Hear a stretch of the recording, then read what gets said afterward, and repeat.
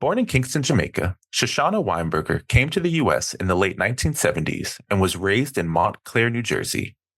Weinberger received her BFA in 1995 and her MFA in 2003. Living in Newark since 2006, Weinberger's studio practice is rooted in an exploration of her Caribbean American lineage, considering herself a visual anthropologist cataloging experiences through abstraction. Over 2 decades, Shoshanna has exhibited in national and international solo and group shows in South Africa, Belgium, Japan, Martinique, and London. She has received awards such as the Joan Mitchell Foundation Painters and Sculptors Grant in 2014 and was a 2023-2024 New Jersey Futures Fellow.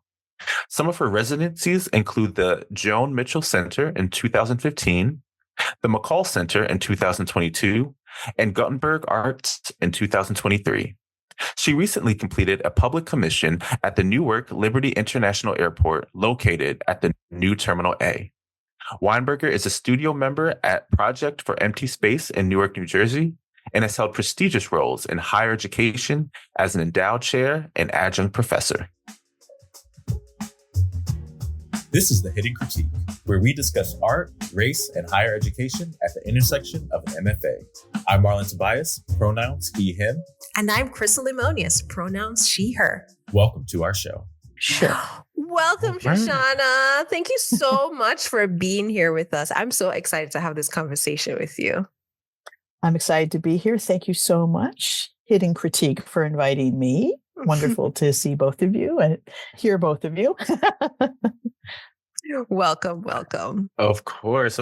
Well, we at the Hidden Critique value our mental health. So because mental health is important in life, especially when you're living the artist and entrepreneur lifestyle, Shoshanna, let us know, how is your heart? Fragile right now.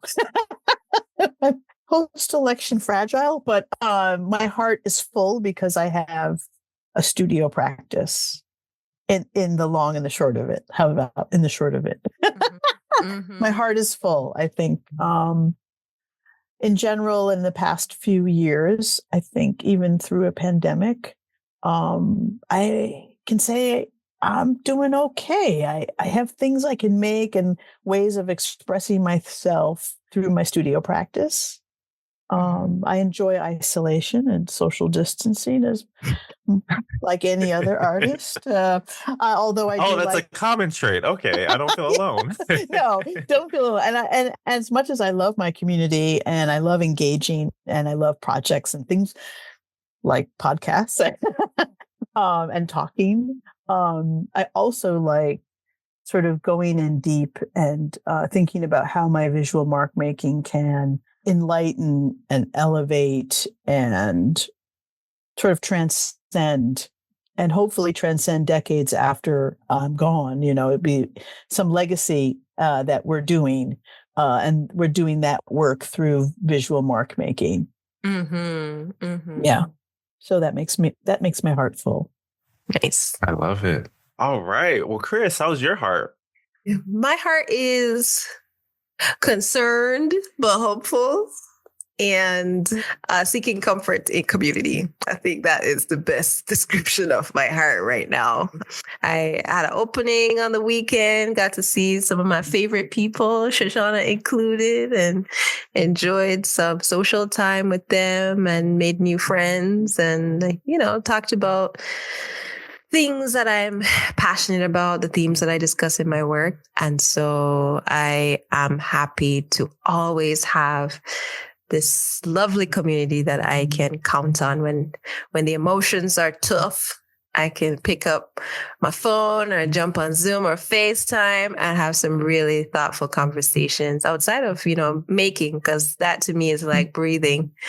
I can have some great conversations with people that will challenge me, but then also comfort me. So, yeah. How's your heart, Marlon? Like you, Chris, I am concerned yet hopeful, but I'm finding comfort in chocolate chip cookies. Ooh. But on a serious note, I am in a space of gearing up for the challenges ahead. and still working to create space for gratitude in order to fuel what I am truly on this earth to be doing. Mm-hmm. But I could really use a good chocolate chip cookie right about now. All right. I hope you got batter there. You can bake some fresh ones. Oh yeah. But let us get into the meat of the matter. Can you tell us a bit about your formal education experiences, Shoshanna? I know we met at a university that your mom went to as a graduate student, and I as an undergraduate student. And you had a beautiful exhibition there, and I was just so impressed by your work, and I've been following you ever since. I mean, that has to be from like 2017 or something like that. I think 18. Was he 18? Okay, yeah. And so I'd love to hear a bit about your life experience into your educational. Sure. Well, my education kind of starts with my parents, who were both artists in and of themselves. And my mother, Kingstonian from Jamaica, coming to America and going to a school in the city. And she met my father, who I guess you could say he was a nice Jewish boy from Clifton, New Jersey. What's a Shoshanna Weinberger? So I have this name, right?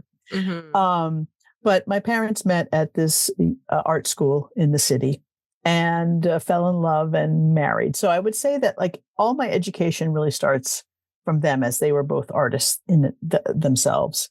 And, growing up, born in Jamaica, but coming to America and living in New Jersey, they were always very mindful and very, had acute awareness that I was interested in art. So I think that the guidance that they gave me for the schools that I would maybe be applying to, although those were self-motivated, really allowed me the freedom to apply and figure out what I wanted to have in my portfolio. So, but leaving New Jersey and going 800 miles away was sort of the farthest I could do and the farthest that my parents could afford to bring me back home holidays. Yeah. And my undergraduate experience was at an art school, and it was interdisciplinary, known for its interdisciplinary ideology with foundation.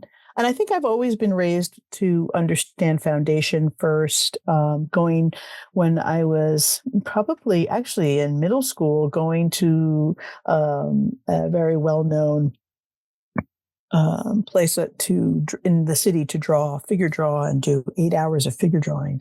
On Saturdays when my friends were going to the mall, I was jumping on the bus and going into the city.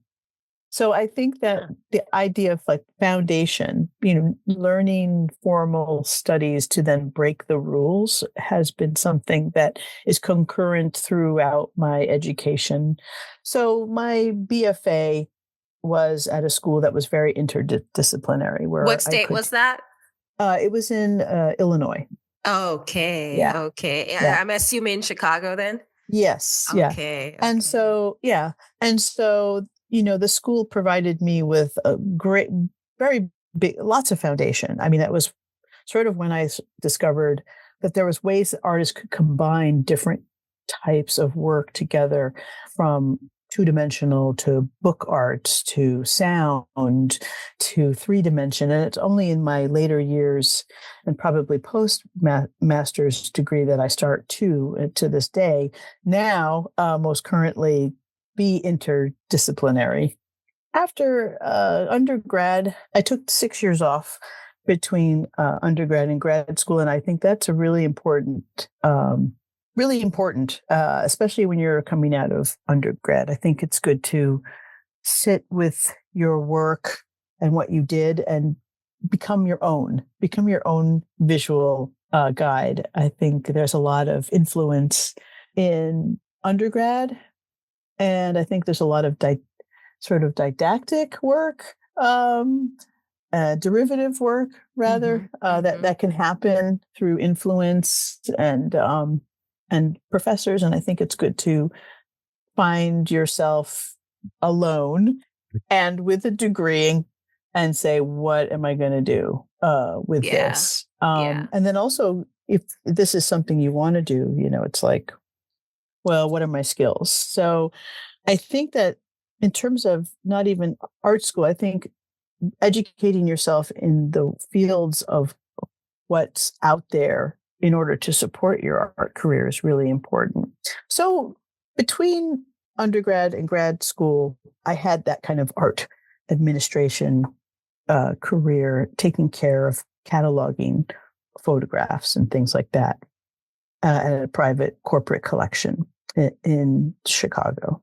Mm-hmm. And then after years of doing that, about 6, I was getting tired of taking care of work and decided to develop a portfolio for graduate school, and subsequently moved to the East Coast and went to get my master's for 2 years. So I went to... That was an Ivy League school, right?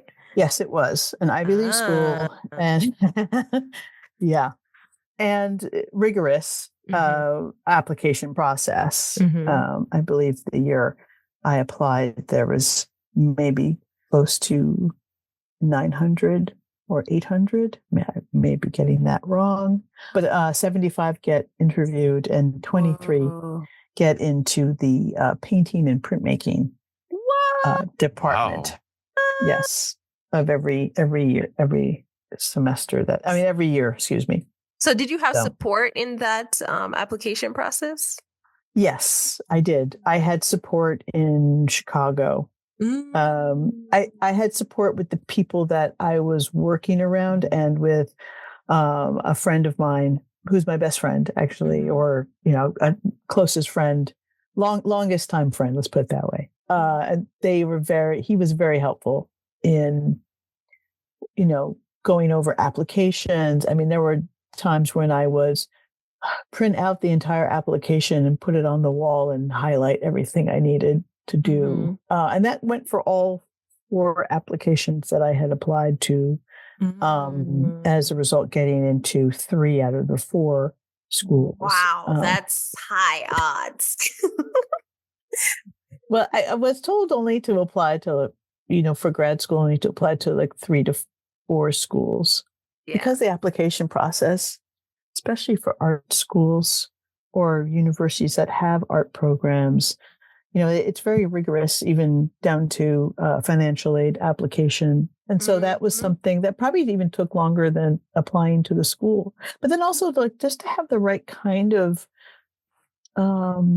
portfolio, that was actually probably the hardest thing, and maybe the hardest thing, I think, even in current life when I'm applying to a grant. It's the image and maybe what you say. I think that written structure really, I think it kind of assembles into a successful application. It's not awards or who you know or who's your recommendator. I think hopefully that's not the case. But I think it's those things. So I think that grad school, undergrad was maybe also because it was 20 plus years ago, dare I say 30, and it's true. But I had a more fruitful experience in my undergrad than I did in my graduate experience. Why so? I think it was the support at the school that I was at. It was, full of the old guard. And here I had applied with artwork that was about identity, getting in with work about identity. And sort of going on and jumping off of that application and image making to find resistance with an old guard of professors that didn't quite understand or would, say that, oh, didn't so-and-so do this already? like there was this, like a tokenization of, isn't there already a mixed race female artist that did this? Why are you doing this? And so there was a little bit of that. And there was a lot of issues with that for a lot of the artists of color at school, at the Ivy League. Well, what may not be a shocker that years later, many MFA programs people are still having those challenges. Still having, or they've changed, or or the program has changed. Yeah. So I think there was a decade that, and my first day at school at my master's program was 9/11. So there was a lot of things, you say your first day? Wait. First day was 9/11, 2001. Oh my goodness. Yeah. And so what were the strategies you used to navigate this challenge that you were having for the work that you were making to be recognized as valuable? How did you navigate that? What could you say that we could take away that you navigate that by doing? I think connecting with the other students of color that were also feeling this way, and finding a network of support within the community during the semesters that were having issues. It happened more so in my second semester. Well, no, I mean, a little bit in my first semester, but then in my second semester, it was more perverse, and you could see it. So it was the students. We sort of gathered together and formed our own sort of coalition of getting people to have studio visits or doing studio visits for each other, and that it's a big issue. I mean, in terms of like kind of navigating self and the work I was making as a result, I think the work that I made in graduate school was like a reaction. It kind of changed what I was making. So I basically held the things that I wanted to make for after I graduated, which was unfortunate because I really wanted to get that kind of critical thinking and expertise. That's why you go to a school. Yeah. Whoa, that is enlightening. And so tell me a bit of what did you take away as you created coalitions, you brought in artists within these coalitions. What can you say you took away as the skills from this formal education experience that was the MFA? I think a way to organize and navigate a community outside of, I guess, sort of the current social narrative that is sort of plaguing our country. Even in an art school, it's like there. And the takeaway is that we are strong in numbers and we don't back down, even in a master's program, and finding ways to not comply, but to organize and assemble. And so I think now that I am an adjunct professor and I have my students, I think about how grateful I am to have a diverse class and how grateful I am to have the experience to impart to them, especially, with the recent election and thinking the next day having to go and teach and putting myself in the position of a professor that is not going to be like an old guard and be somebody that can extend beyond just making work, because making my work is an extension of my reactions to the world, but then also allowing my students to have that fuel and make art be the fuel to create and express themselves in what's happening or what the unknown in many ways. So I think that's a skill that I got out of grad school, that time period. Yeah. I mean, also just being really critical of my work. I'm very critical, overly critical of the things I do, because it's my studio, it's extension of me, and it's my work that's going out there. So I think that there's idea of like making one, making another. And something that I learned in undergrad was that, from a professor who was part of the Chicago Imagist movement, was that, if you want to make a really good image, you got to make about 100 of them. So how much would it take to make 10 really good works? Do the math, right? So it's always about continually making and continually forming and continually like regenerating, and the obsession of mark making, right? So I think in any field, whether it's sculpture or printmaking or painting or drawing, collage. And I know informally we've talked a bit about just how objectively descriptive you can be and how you build that into your practice. Wait, was that also something you developed in MFA program or thereafter? I think it started my second semester with a new turn of MFA students. MFA is usually like a one and two. You have like a first year and a second year. So you have you have these overlaps, right? So it almost becomes like a triptych. You have the second years that you were with, and then you become a second year. And I think that the group that came in, and when I was a second year, they were very influential in sort of the mark making. They were very, I could relate to them, let's put it that way. Yeah. And I had more dialogue.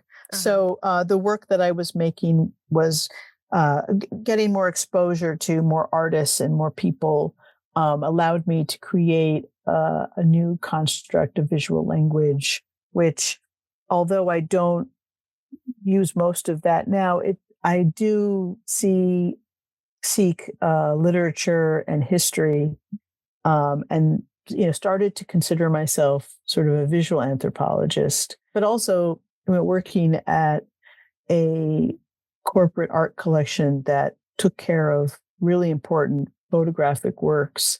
I did feel like I was an explorer surveying the history of one medium, and then sort of turning that in on myself and surveying my history through art, but then in that vernacular of species and specimens. So I think that's kind of like how that all started. It kind of gravitates. And then making visual connections through things I read or the history that I'm interested in, or a book or a scholar or things like that I start reading, and kind of making connections between myself and then my visual mark making. Or what I read changes the visual mark making, because it's like dictating choices. The use of choices. Exactly. Lovely. Yeah. And I mean, continuing the conversation just about creating and mark making, I'm really curious about your studio practice. So if you could just talk to us about your studio practice and what you're working on, and just talk a little bit more how you're responding to the world around you through your work. Well, my studio practice is a daily one. I'm usually, my studio is very close to where I live, which I'm very thankful for.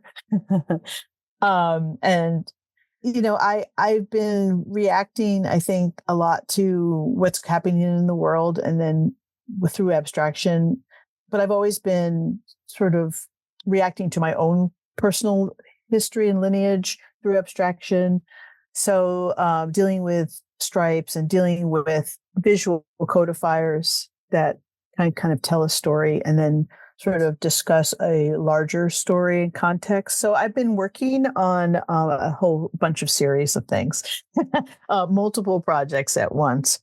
But the most recent one has been, a recent thread has been the use of stripes in my work, and that abstract, that binary, the black and white, and thinking about how it's a codifier for my own skin or my own lineage as an Afro-Caribbean American, as I like to, as I identify that way, and how stripes have alluded most recently, I think, with some of the past 8 years, the idea of borders and flags and stripes are associated with those things, but also animals, incarceration. And everything we buy has a barcode, which is an identifier. So kind of relating stripes to my own skin, but then also relating it to everything else, and thinking about Black Lives Matters, and thinking about protests and being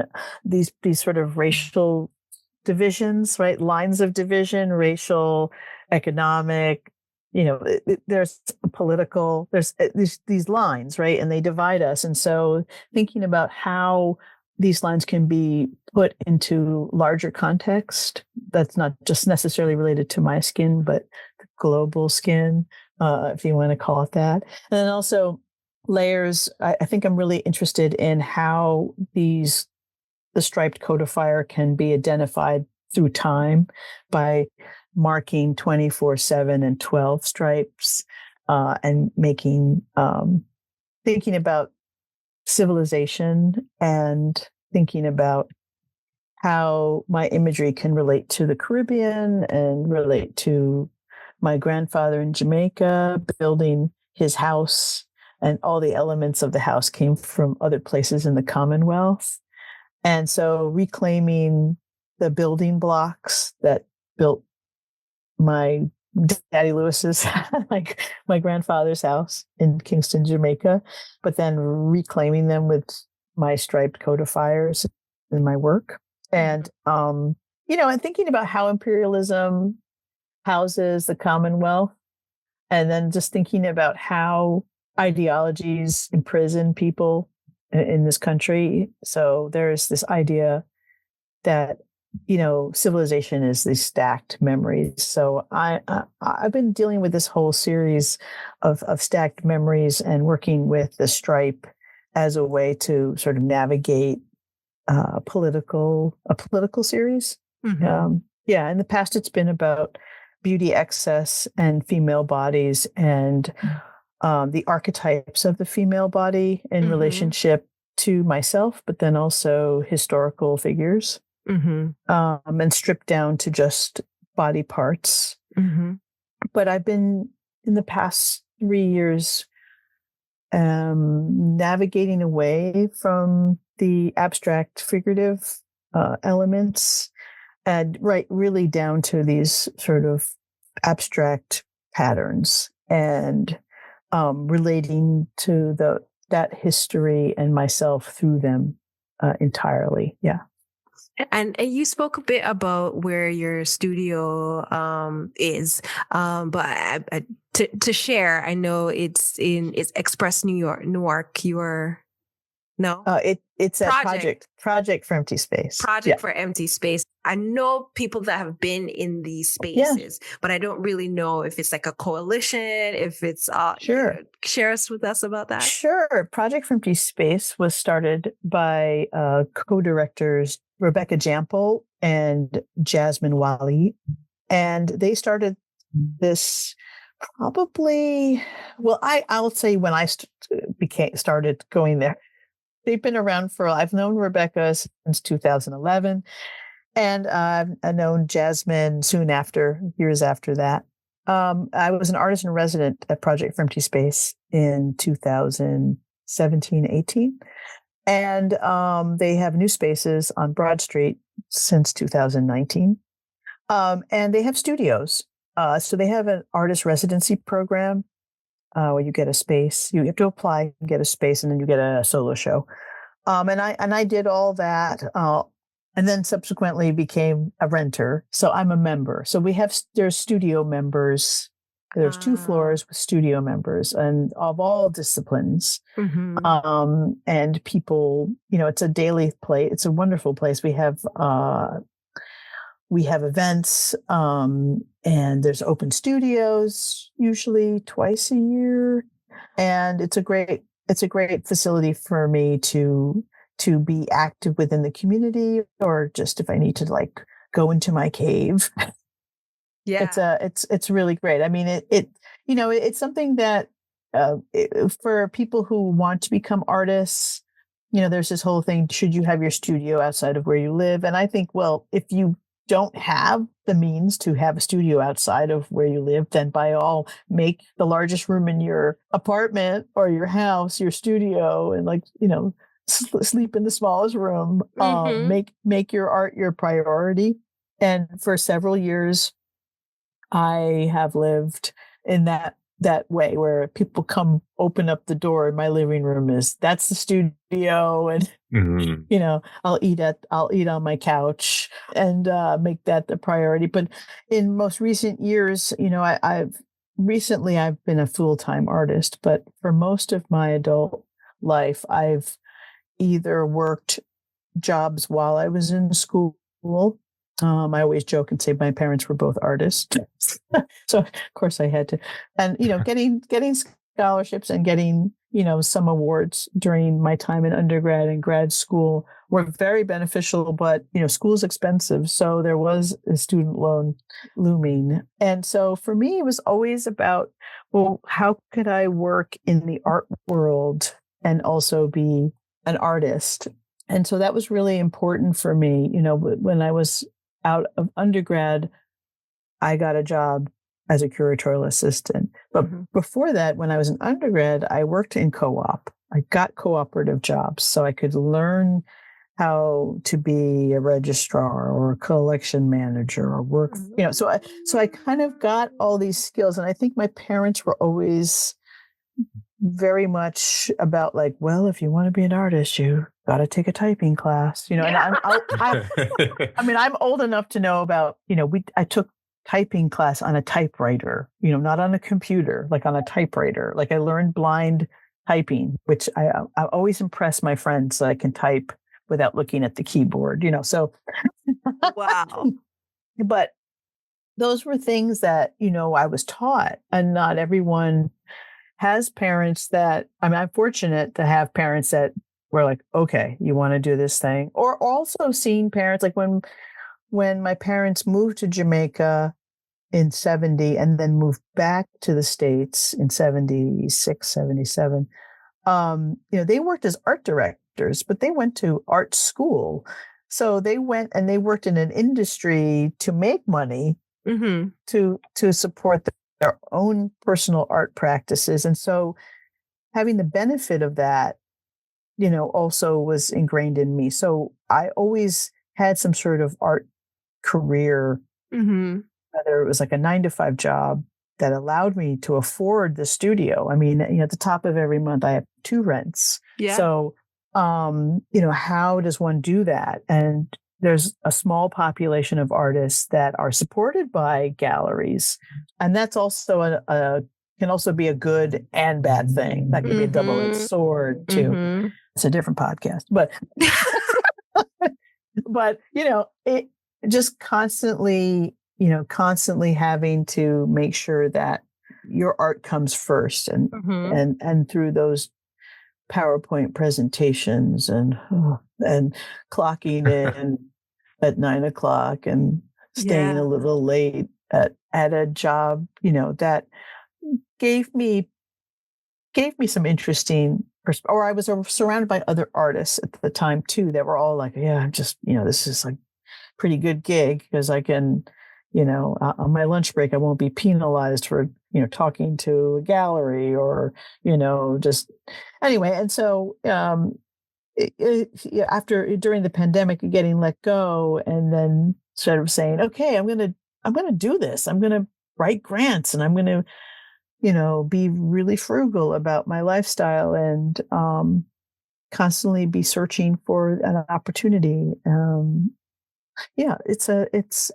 mean, I have to say, that this year I paid off my student loan. All right. Okay, so wait, no. So when the student loan did start? So it took me 18 years to People, you hear that? 18. I mean, it's probably longer, but I was when I got out of grad school, I did hardship for like 6 years. I did for the maximum, whatever that was. And then, it was every paycheck I would just throw money. I would just put money towards and I just had a really strict budget. And then, just getting a few, and getting a few grants and some unrestricted grants where I was really figuring out, really starting to think about like how to take care of the small amount of savings. I mean, small amount, right? And how to what I could do. And the one thing that I thought of the most was, I got to get rid of this. I and not have debt, which I won't speak too much about that, but no, we're going to have a finance section where we talk more about it. Oh yeah, I mean, there's a just really being smart about, like, I pay my taxes. I pay my taxes quarterly. So okay, stick a pin on that. But I want to ask you more stuff about this. Yeah, please. Yeah. Like,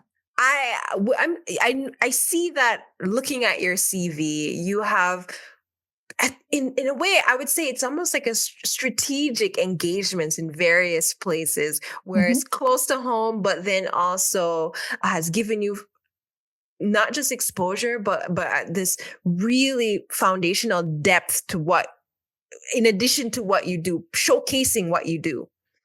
And so I'd love to know a bit more about how you have gone about looking for opportunities. What did you go after versus what you didn't? Because as you're saying, your time is small when you were working full time. And so you had to be really thoughtful as to what you spent your energy on.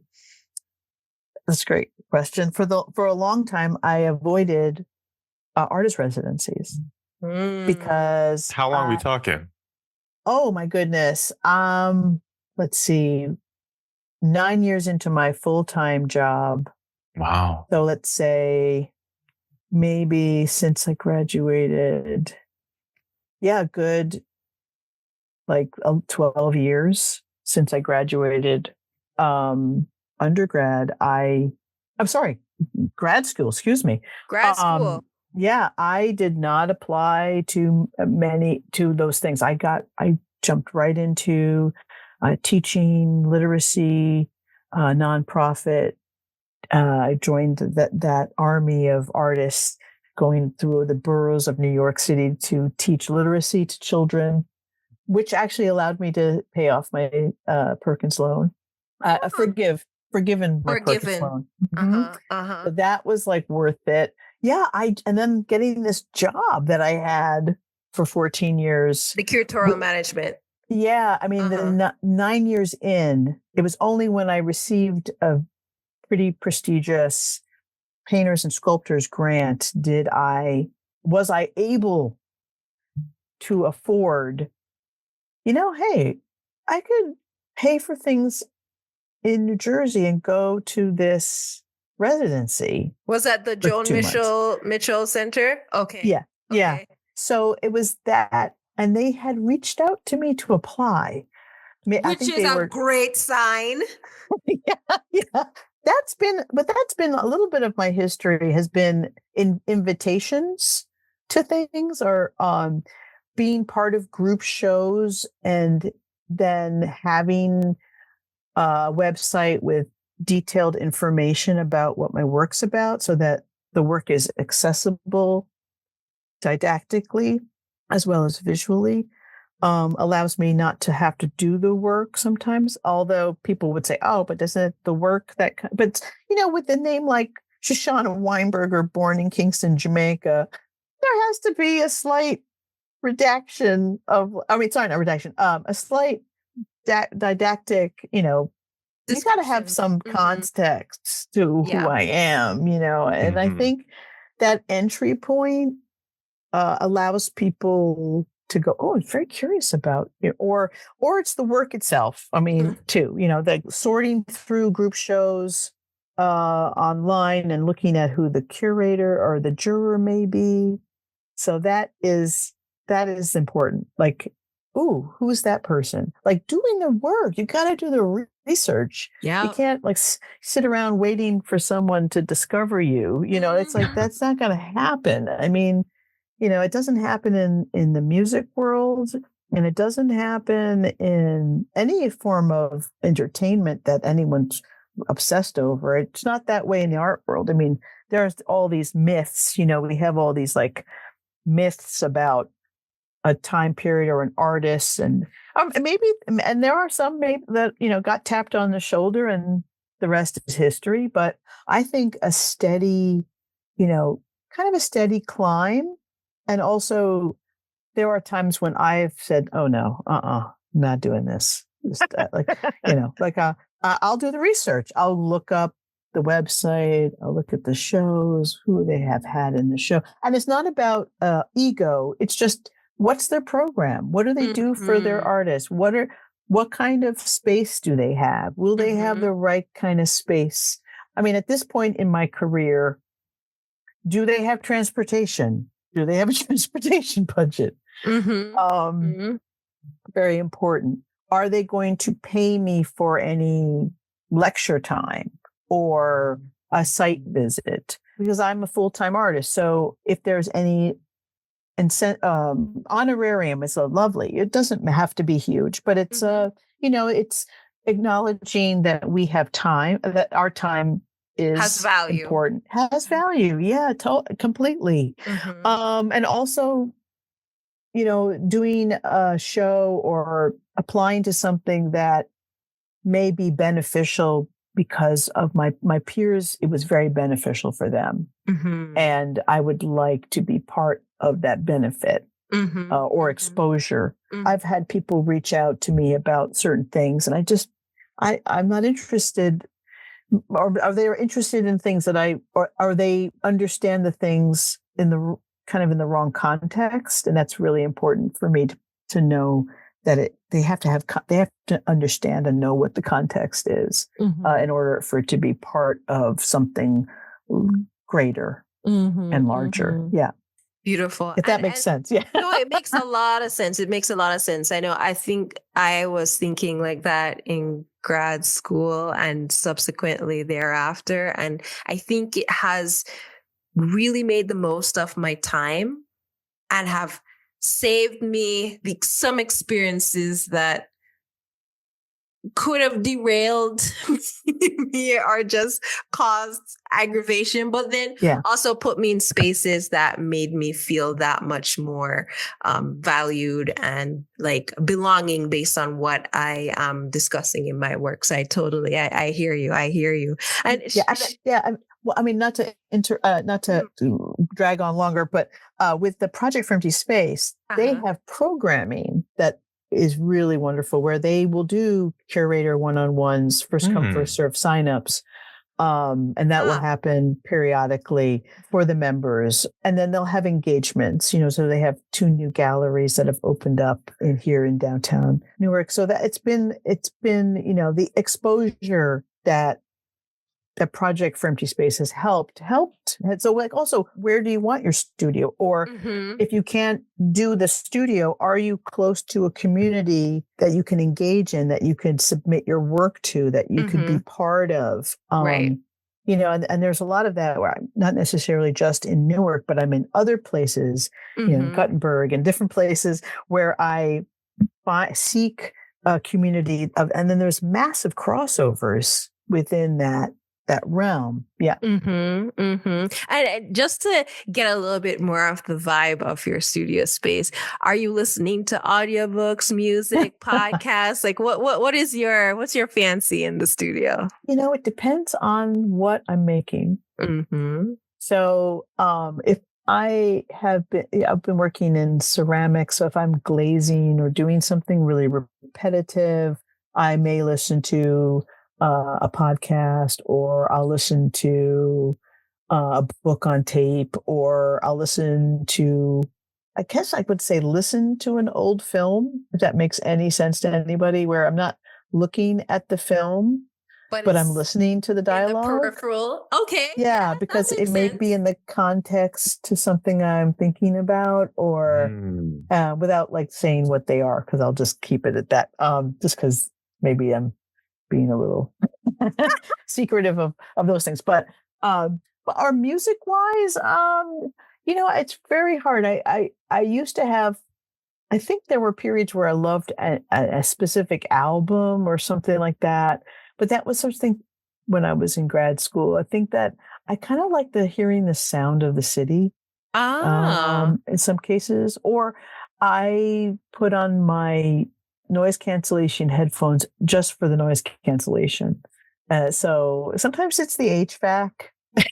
Yeah. If I'm really in the zone, there's nothing on. I'm just like in it. Or it's something on heavy rotation. Like it could be. Is there a podcast or an audiobook that you've been listening to that has been really, really, really lovely to take in the city? Oh my gosh. Well, of course I forgot the name, but there's a book it talks about menopause, and it's a really good, I really love the read of it. And then all the books that I'm reading now they're like, you can always email it to us. Yeah, I was going to say they're so new, and they're so like, I guess they're all educational, like friends of mine or people that have written books that just come out. So they're not books on tape yet. That's okay. That's okay. All right. Okay. I'm looking forward to hearing those books. You send it to me. I'm dropping it in the description. Okay. Yeah. Actually, I can actually give you The Organic Line by Irene Small. It's a great one. I just picked it up. It's basically The Organic Line is toward a topography of modernism. So it's all about line through modernism in art history. I want that. Yeah, me too. Can I have that book? Yeah. I'm putting that on my Amazon list. Yeah, no, that's a great. I just literally yesterday. You cracked that one open? Yeah, but I have so many deadlines that I cracked it open, and then I think I fell asleep, and it wasn't 2 a.m, which was good. So I mean, my studio day is almost 9 to 5. I used to, when I had a full-time job, it was burning the midnight oil because I had to dedicate my brain to the 9 to 5.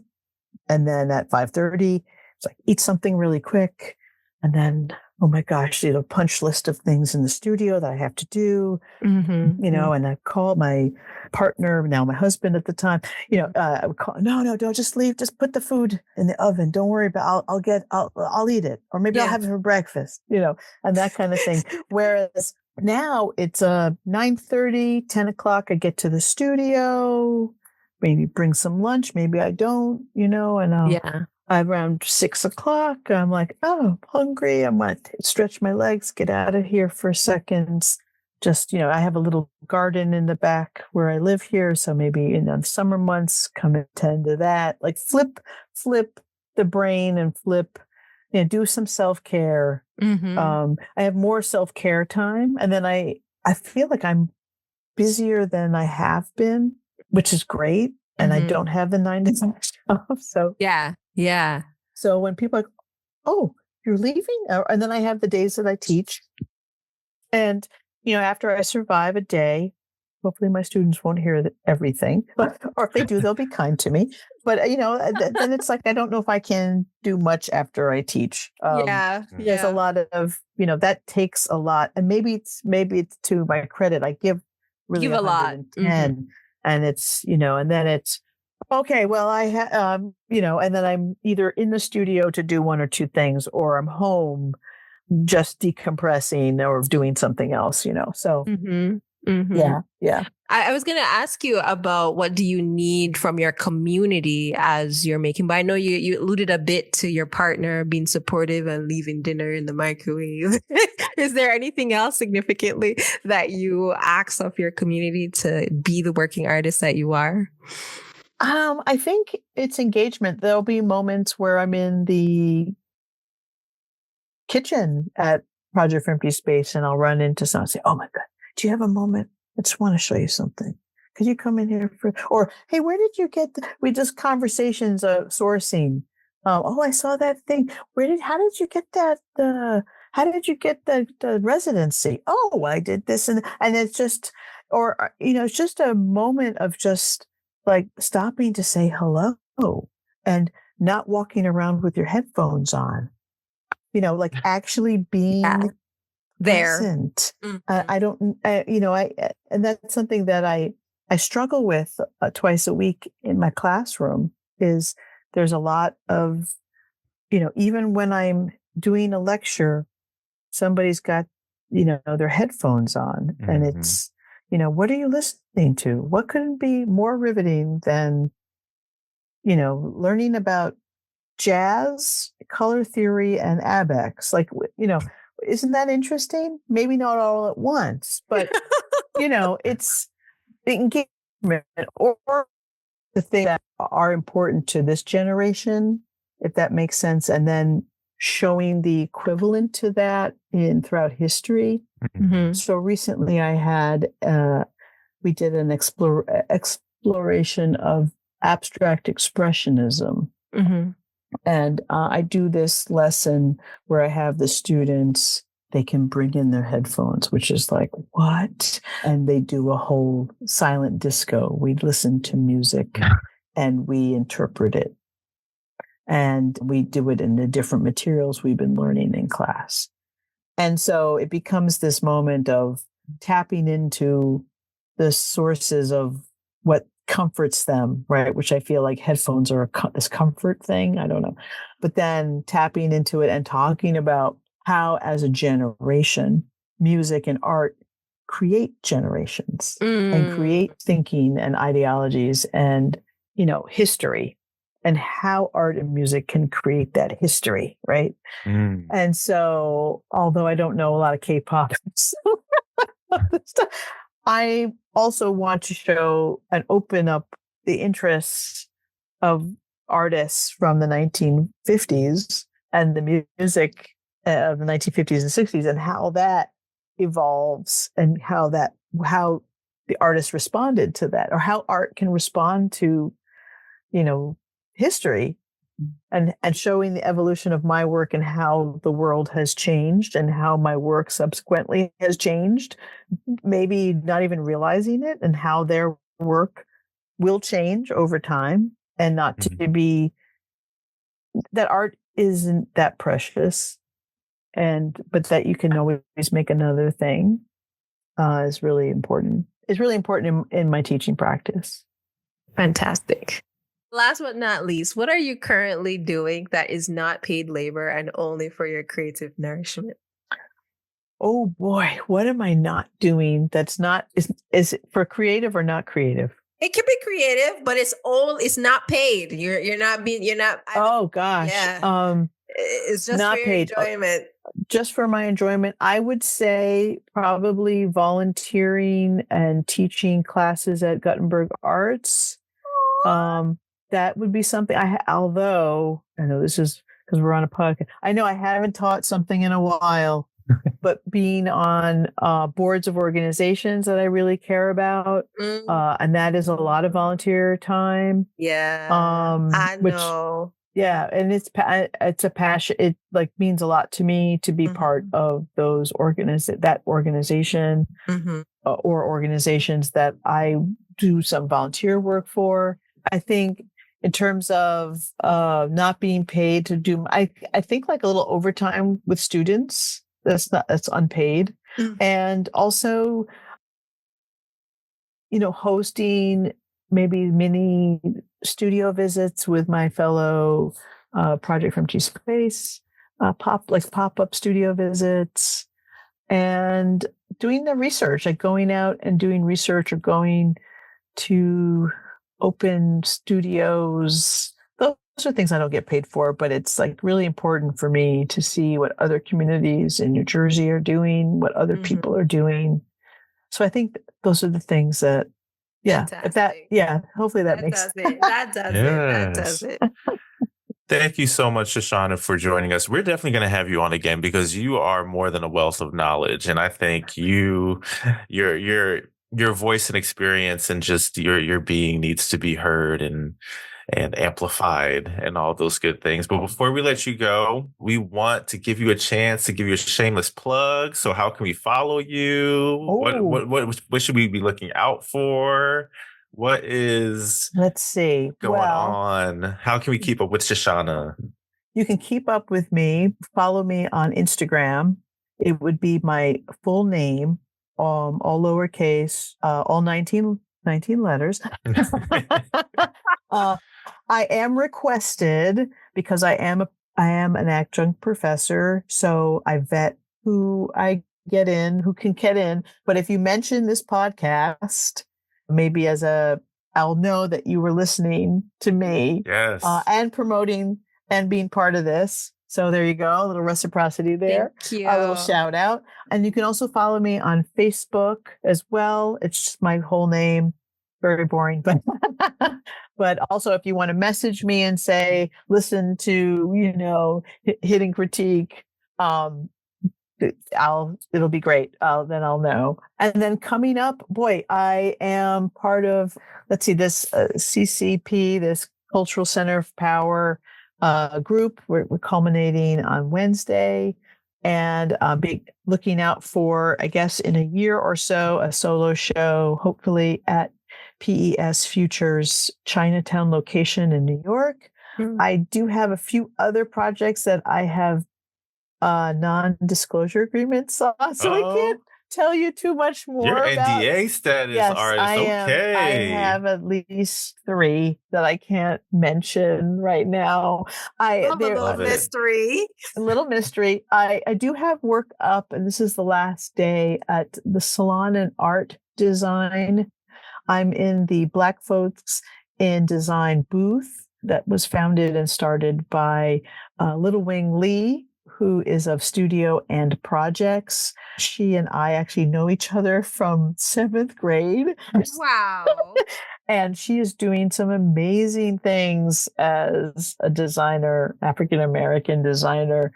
And my work is in the booth. This is the final day at the Park Avenue Armory. So it's really exciting. So I can say something about that. And recently my work was acquired by LSU University's Museum of Art in Baton Rouge, Louisiana, which I'm really excited about that acquisition. Yeah, so that's been it. But you'll have to follow me on social media to stay tuned for all the other things that are on the horizon. All right. Stay tuned, everybody. Thank you again, Shoshanna. Thank you. Now we're at the point of the show where we want to hear from you, the listener. Join us on Instagram and Patreon to share your thoughts on these 2 questions. 1. Are you building another professional career outside of your art practice? And 2. How are you maximizing your time and your resources as an artist? Thank you for listening to our episode. The Hidden Critique is produced and hosted by us, Krystle and Lemonias and Marlon Tobias. Episodes are edited by Kirsten Pettifor. Original music composed by Cesar Presa. If you like the show, you can review and rate this podcast via Spotify. You can also like, subscribe, and comment on our YouTube page. For exclusive bonus content, subscribe to our Patreon at The Hidden Critique.